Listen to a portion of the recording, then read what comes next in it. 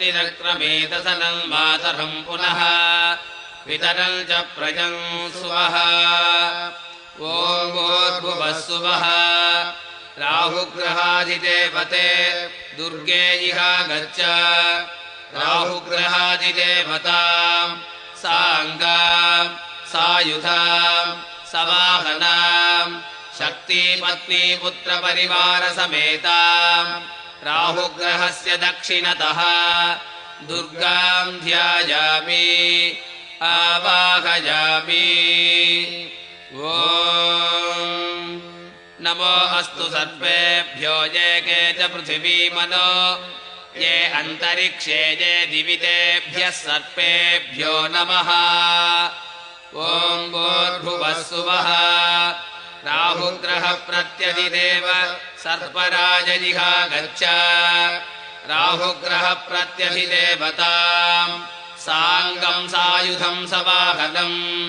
शक्तिपत्नीपुत्रपरिवारसमेतं राहुग्रहस्य उत्तरतः सर्पराजं ध्यायामि आवाहयामि अथ केतु आवाहनम् केतुं कृण्वन्नित्यस्य मन्त्रस्य मधुच्छन्दर्षिः गायत्री छन्दः केतुगणो देवता अधिदेवता प्रत्यधिदेवता सहित केतुगणावाहने विनियोगः धूम्रवर्णं द्विबाहुं च केतुं च विकृताननम् ग्रध्रासनगतं नित्यं ध्यायेत् सर्वफलाप्तये ॐ केतुं कृण्वन्न केतवे पेशो मरिजापेशसे समुषद्भिरजायताः ॐ भूर्भुवः सुवः केतुगणजिहा गच्छ गच्छ केतुगणम् चित्रवर्णं चित्रगन्धं चित्रपुष्पं चित्रमाल्याम्बरधरम् चित्रच्छत्रध्वजरथपताकादिशोभितम् दिव्यरथसमारूढम् मेरुं प्रदक्षिणीकुर्वाणम् ध्वजासनस्थम् दक्षिणाभिमुखम्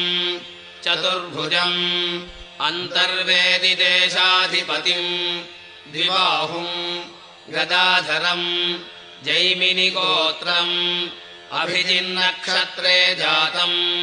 सिंहासनासीनम् ग्रहमण्डले प्रविष्टम् अस्मिन्नधिकरणे सूर्यग्रहस्य वायव्यदिग्भागे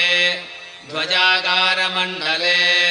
कुळुत्सधान्यस्योपरि अस्यां प्रतिमायां भगवन्तं केतुगणं ध्यायामि आवाहयामि ॐ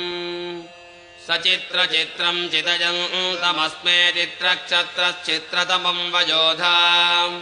चन्द्रं रयिं पुरुवीरं बृहन्तं चन्द्रचन्द्राभिर्गृणते युवस्वा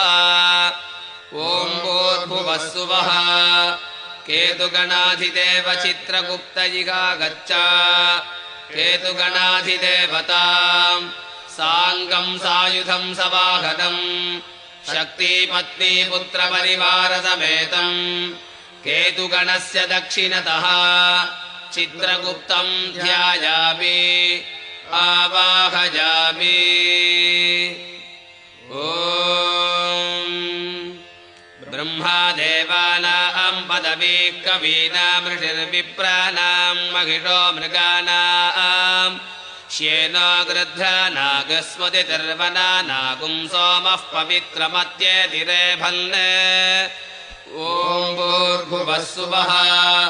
केतुगणप्रत्यधिदेव ब्रह्मन्निहा गच्छ केतुगणप्रत्यधिदेवतां साङ्गं सायुधं सवाहनम् शक्तिपत्नीपुत्रपरिवारसमेतं केतुगणस्य उत्तरतः ब्रह्माणं ध्यायामि आवाहयामि आदित्यादिनवग्रहदेवताभ्यो नमः अर्घ्यं समर्पयामि पाद्यं समर्पयामि आचमनीयं समर्पयामि स्नानं समर्पयामि वस्त्रं समर्पयामि आभरणानि समर्पयामि गन्धान् धारयामि पुष्पाणि समर्पयामि पुष्पैः पूजयामि ॐ आदित्याय नमः ॐ सोमाय नमः ॐ अंगारकाय नमः ॐ बुधाय नमः ॐ बृहस्पतये नमः ॐ शुक्राय नमः ॐ शनैश्चराय नमः ॐ राहवे नमः ॐ केतुभ्यो नमः आदित्यादिनवग्रहदेवताभ्यो नमः धूपमाग्रापयामि दीपं दर्शयामि नैवेद्यं निवेदयामि कर्पूरनीराजनं दर्शयामि मन्त्रपुष्पं समर्पयामि ॐ आदित्याय च सोमाय मङ्गलाय बुधाय च गुरुशुक्रशनिभ्यश्च राहवे केतवे नमः।